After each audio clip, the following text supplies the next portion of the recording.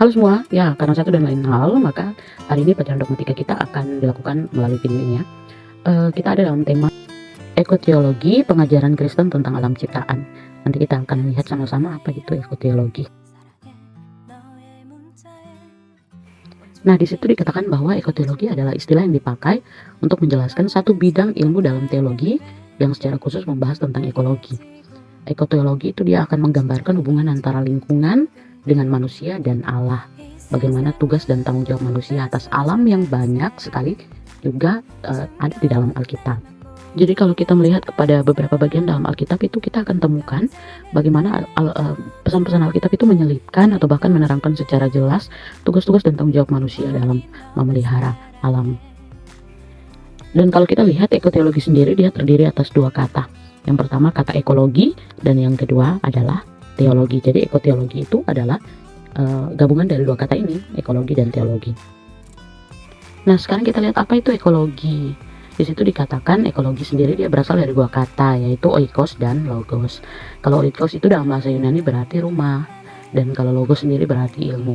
Jadi secara asal usul kata ekologi itu berarti ilmu tentang rumah. Nah, kita percaya atau kita meyakini bahwa alam semesta itu adalah rumah bagi semua ciptaan. Jadi kalau kita mempelajari ekoteologi sebagai ilmu tentang rumah, berarti kita melihat alam semesta yang adalah rumah bagi semua ciptaan ini, kita melihatnya bagaimana cara menata, bagaimana cara merawat, sehingga lingkungan hidup itu menjadi rumah yang sehat bagi semua yang ada di dalamnya, seluruh ciptaan. Mengapa kita perlu mempelajari ini? Nah, kita tahu ya bahwa kita hidup dalam dunia yang hari-hari ini kita mengalami dampak dari pemanasan global ya. Ada terjadi banyak fenomena alam, meningkatnya tinggi permukaan laut yang disebabkan oleh mencairnya gunung-gunung es di kutub, siklus pertanian yang juga terganggu, hewan dan tumbuhan yang terancam punah, dan ya yang misalnya baru-baru ini kita alami ya, muncul wabah-wabah penyakit yang menyerang manusia dan ternyata belum ada antivirus atau obat, vaksin dan seterusnya yang kita temukan untuk bisa menanggulangi wabah-wabah penyakit yang baru atau yang asing itu. Jadi sini kita bisa lihat dengan jelas gambar-gambarnya ya, ada fenomena alam berupa gempa bumi ya, mencairnya es di kutub ya, tumbuh-tumbuhan yang mengalami pengurangan produktivitas, kemudian hilangnya spesies-spesies tertentu dari tumbuhan dan binatang, lalu ya munculnya wabah-wabah penyakit tertentu yang asing ya. Nah, apa yang dapat dilakukan oleh ekoteologi? Di sini kita mengharapkan bahwa dengan belajar ekoteologi kita akan memiliki cara pandang teologi yang berpihak kepada alam semesta. Ya, jadi kita sebagai seorang teolog itu punya cara pandang yang berpihak kepada alam semesta. Dengan cara pandang teologi seperti itu kita misalnya bisa menggali bagian-bagian Alkitab yang dapat menjadi dasar dari cara berteologi kita atau pengajaran-pengajaran gereja yang nanti akan kita hasilkan, yang dia sangat peduli terhadap keutuhan lingkungan ya. Jadi dia berpihak kepada alam ya. Kita bicara tentang bagaimana kita merawat dan membangun rasa kepedulian yang tinggi terhadap lingkungan.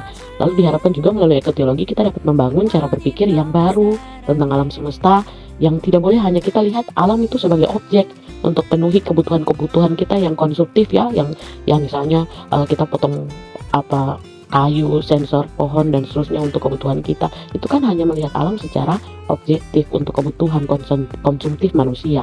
Nah, tidak boleh lingkungan hidup itu harus dilihat sebagai subjek bagi keberlangsungan alam seutuhnya.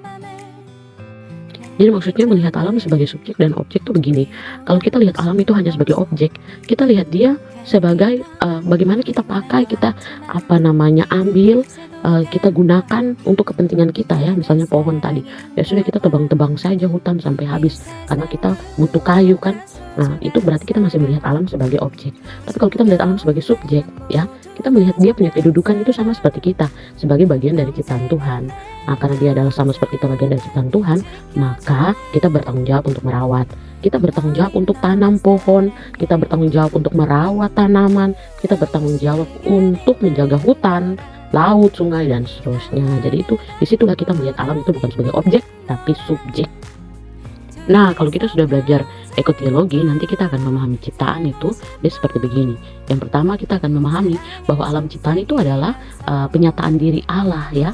Jadi Allah itu menyatakan diri melalui matahari, melalui langit, melalui sungai, laut dan seterusnya. menyatakan bahwa dialah yang menciptakan langit, laut, dan seterusnya, dan Allah ada di dalam situ. Nah, itu yang namanya kalau dalam dogma itu kita bilang penyataan diri secara umum ya, penyataan umum atau general revelation. Nah, jadi dengan begitu kita tahu bahwa ketika kita melihat ciptaan, kita sedang melihat ekspresi diri Allah ya. Dan ketika kita lihat laut yang indah, kita bersyukur untuk keindahan laut, kita melihat Tuhan dan keindahannya di laut. Begitu juga di gunung, di sungai, dan lain sebagainya. Kemudian dari ekoteologi kita juga belajar bahwa manusia itu diciptakan dari debu tanah, iya kan? Kita ini diciptakan dari debu tanah. Itu sebuah tanda bahwa di hadapan Allah itu kita sebenarnya bukan siapa-siapa. Kita ini hanyalah bagian kecil dari keutuhan ciptaan yang lainnya. Ada kalanya tuh manusia merasa dia sebagai pusat dari segala ciptaannya. Ya, materi dasar manusia atau kita punya asal dari debu tanah itu sebenarnya mau mengingatkan kita bahwa kita ini juga bagian dari ciptaan yang lain ya. Jadi ya kita bertanggung jawab untuk saling menjaga dan merawat toh. Begitu. Lalu yang berikutnya dari ekoteologi juga kita belajar bahwa memang manusia diberikan kuasa atas alam ciptaan oleh Allah ya. Tapi kuasa itu tidak bermakna dominasi dan eksploitasi, maksudnya pakai hutan ya, babat hutan sampai habis, tidak demikiannya. Tapi dia punya makna adalah harus dipertanggungjawabkannya, manusia bertanggung jawab untuk merawat. Nah, di sini kita lihat ada hal-hal kecil yang bisa kita dorong melalui pengajaran-pengajaran teologi ya, atau cara-cara kita berteologi, dan juga hal-hal yang bisa kita lakukan di gereja, di jemaat, ya di asrama, di sekolah, terutama dalam hal mendorong supaya kita mendorong terjadinya pengurangan dampak dari pemanasan global. Yang pertama ya, kita harus membangun sebuah kesadaran bahwa menghemat penggunaan air, listrik itu adalah sikap teologis yang bertanggung jawab ya terhadap ketersediaan energi. Jadi ketika siang hari, pagi hari, kita harus ingat ya, ketika kita tidak pakai listrik untuk penerangan, air kita tidak pakai, kita harus matikan ya, karena itu adalah bentuk tanggung jawab etis kita terhadap ketersediaan energi ya, air dan listrik yang ada. Lalu yang kedua, kita juga belajar untuk mengurangi penggunaan kendaraan pribadi yang menimbulkan polusi udara ya. Jadi kita harus bangun itu gaya-gaya hidup sehat yang ramah terhadap udara ya. Misalnya kalau bisa kita capai dengan jalan kaki, kenapa kita harus pakai transportasi toh? Kita bisa berjalan kaki kan lebih sehat dan lebih ramah lingkungan begitu. Lalu yang ketiga, kita juga bisa menggerakkan di dalam jemaat dan masyarakat bagaimana kita memanfaatkan sampah ya dengan giat daur ulang sampah ya. Jadi sampah-sampah itu dipisahkan, mana sampah yang bisa kita daur ulang menjadi sesuatu, misalnya sampah plastik ya. Kalau daripada kita buang botol plastik ya, mungkin botolnya bisa kita manfaatkan untuk hal-hal kreatif lain, atau ya kita bisa pakai tanam bunga, kita bisa buat kerajinan ya. Jadi mengkampanyekan dan mempraktekkan giat daur ulang sampah itu juga satu hal yang bisa kita dorong di sana. Lalu yang keempat, kita juga mendorong untuk bagaimana terjadi pengurangan penggunaan bahan plastik ya. Jadi kalau kita ke toko, coba mulai sekarang kalau mau pergi ke toko bawa itu tas belanja sendiri, jadi tidak usah pakai plastik, karena kita mau menggerakkan suatu kampanye mengurangi pemakaian plastik ya. Kita sudah belajar toh bagaimana plastik itu dia susah terurai ya, sebagai sampah itu dia susah terurai, sehingga ya paling bagus adalah kita meminimalkan penggunaan sampah plastik ya. Ya berikutnya, kita juga mendorong bagaimana supaya ada program-program dalam jemaat atau juga dalam masyarakat di kampung dan seterusnya, tempat-tempat kita hidup itu yang dia sifatnya peduli lingkungan ya. Misalnya kita buat atau kita kasih usul bagaimana kita buat kegiatan reboisasi ya, ada penanaman pohon yang kita lakukan di lingkungan terdekat kita. Itu baik sekali juga dalam hal meningkatkan suatu kesadaran ekologi ya, ekoteologi tadi, suatu kesadaran berekoteologi tadi. Ya, lalu yang terakhir itu bagaimana kita juga bisa memanfaatkan sampah organik itu menjadi pupuk kompos ya, pupuk atau kompos ya. Nah, ya itu berarti ketika kita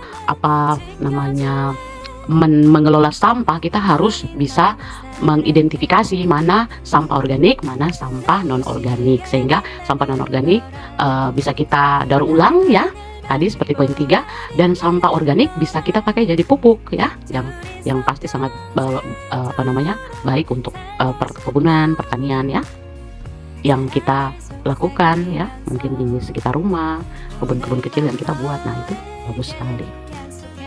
Ya, itu materi kita untuk hari ini. Kalau ada hal-hal yang tidak jelas nanti bisa ditanyakan ya, di melalui chat atau nanti di pertemuan berikutnya.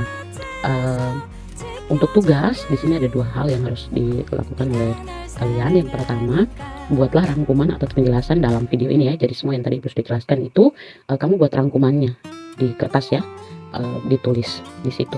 Lalu yang kedua, buatlah sebuah flyer atau poster ya, berisikan himbauan untuk menjaga lingkungan hidup. Kan sudah belajar bikin flyer di Canva toh, jadi silakan buat flyer atau poster yang kita sudah belajar cara buatnya di Canva itu. Flyer itu dia punya isi pesan ya, himbauan untuk bagaimana menjaga lingkungan hidup ya. Kamu kreatif dengan kreativitas dan inovasi yang kamu punya, silakan kerjakan itu ya. Nah, tugas-tugas ini harus dikumpul hari ini juga. Jadi tugas yang pertama dikumpul di akhir kelas, nanti taruh di rumah Ibu. Lalu yang tugas yang kedua dikumpul melalui WhatsApp grup angkatannya. Jadi silakan dikirim di situ. Masing-masing orang mengerjakan tugasnya masing-masing. Yang tidak punya HP bisa bekerja dengan teman ya, bisa dibantu oleh teman-teman yang punya HP.